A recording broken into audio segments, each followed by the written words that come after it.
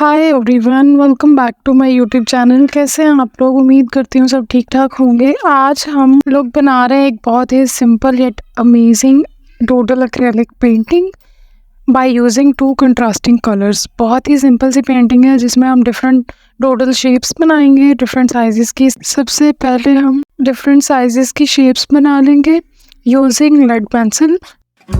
आप जैसी चाहे शेप्स बना सकते हैं और फिर अपनी मर्ज़ी से कलर कर सकते हैं। मैं इसे अपने रूम में लगाऊंगी तो मैं उस हिसाब से कलरिंग करूंगी।